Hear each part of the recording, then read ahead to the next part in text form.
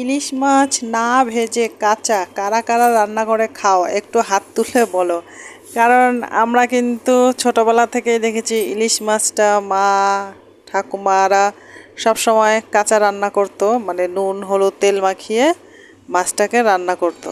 মাছটা ইলিশ মাছটা তো ভাপাটা তো কাঁচা সবাই খায়, কিন্তু আলু বেগুনের ঝোল দিয়ে যে আমরা কাঁচা মাছটাকে খাই, সেটা কারা কারা খাও সবাই একটু কমেন্টে জানিয়ে দিও। তো আজকে একটা মাছ নিয়ে এসেছি, একটাই মাছ। এখানে মাছটা 5 টুকরো হয়েছে, লেজা মাথা ছাড়া। তো মাছটাকে একটু ভালো করে ধুয়ে নিলাম, ধুয়ে এবার একটু নুন হলুদ মাখিয়ে রেখে দেব।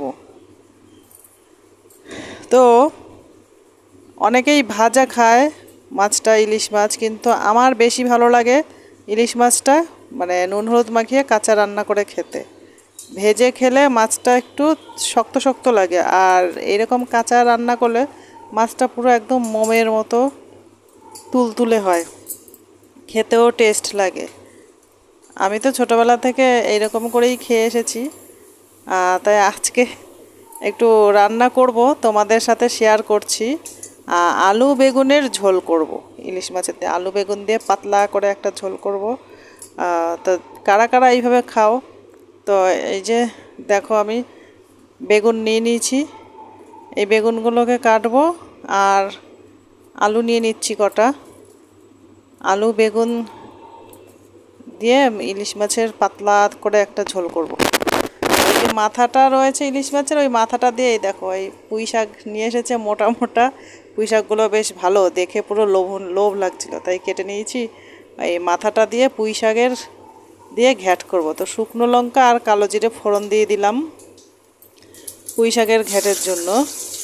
যেহেতু মাছের মাথা দিয়ে করব, সেই জন্য কালো জিরে ফোড়ন দিলাম। তো কালো জিরে ফোড়ন দিয়ে, যেহেতু মাছের মাথা ওখানে পুঁই শাকের ঘ্যাটের মধ্যে মাথাটা কাঁচা দিলে ভালো লাগবে না, সেই জন্য একটু হালকা ভেজে দিচ্ছি, বেশি ভাজবো না, একটুখানি কোনো রকম হালকা ভাজবো এপাশ ওপাশ। তো ভেজে পুঁই শাকগুলো ওর মধ্যে দিয়ে দেবো। দিয়ে আজকে রান্না হবে আমার পুঁই শাকের ঘ্যাট মাথা দিয়ে, ইলিশ মাছের মাথা দিয়ে। আর হবে আলু বেগুনের ঝোল, ইলিশ মাছ, কাঁচা ইলিশের আলু বেগুনের ঝোল। আমার কাছে কাঁচা ইলিশটা সর্ষে দিয়ে ভাপাটা বেশি ভালো লাগে।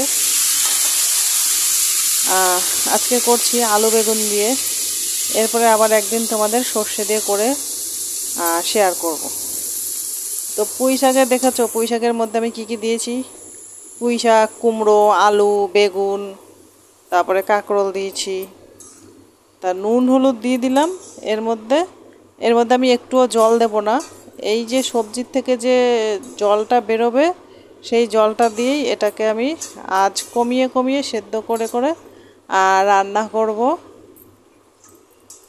যাতে খেতে খুব ভালো লাগবে, একদম শুকনো শুকনো হবে। আর ওইদিকে আমি ওইটা বসিয়ে দিলাম, আর এইদিকে আরেকটা কড়াইতে বসিয়ে দিয়েছি, এখানে তেল দিয়ে দিয়েছি, জিরে ফোড়ন দিয়ে দিয়েছি, গোটা জিরে, সাদা জিরে ফোড়ন দিয়ে দিয়েছি। এবার আলু বেগুনগুলো একটু ভেজে নেব তেলের মধ্যে। একটু তেলের মধ্যে আলু বেগুনটাকে ভেজে কষিয়ে তারপরে এর মধ্যে আমি অ্যাড করব, যেটা কাঁচা লঙ্কা দিয়েছি। এর মধ্যে তোমরা চাইলে একটু শুকনো লঙ্কার গুঁড়ো দিতে পারো, কিন্তু আমার মনে হয় কাঁচা লঙ্কা দিয়ে বেশি ভালো লাগে ইলিশ মাছের আলু বেগুনের পাতলা ঝোলটা। আর তাই এর মধ্যে আমি জিরের গুঁড়ো দিয়ে দিলাম, জিরের গুঁড়ো, হলুদ, নুন দিয়ে দিয়েছি।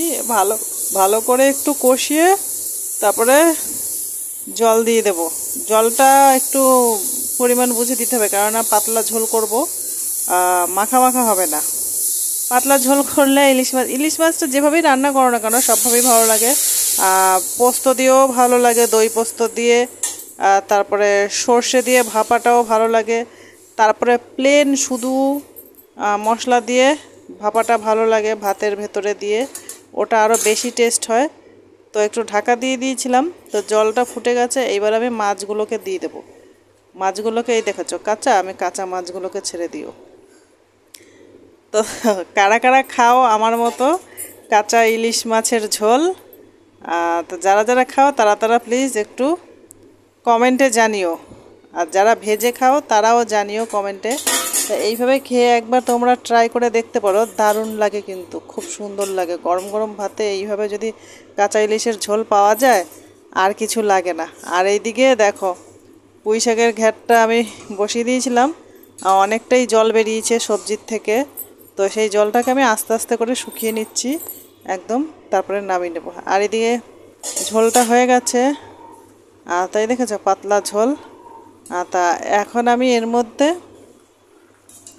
হালকা একটু গরম মশলা ছড়িয়ে দেব। এটাকে তুমি বেটে দিলে আর একটু বেশি ভালো লাগতো, মানে জিরে আর একটু এলাচ দারচিনিটা ভেজে যদি শিলনোড়ায় বেটে দিতে আরও বেশি ভালো লাগতো। যেহেতু আমি এখন বাটা মশলা কিছুই খাই না, সব কিছুই গুঁড়ো খাই, তাই জন্য সব গুঁড়ো গুঁড়ো দিয়ে দিলাম। তো আমার ইলিশ মাছের রান্নাটা হয়ে গেছে, কেমন লাগলো অবশ্যই জানাবে।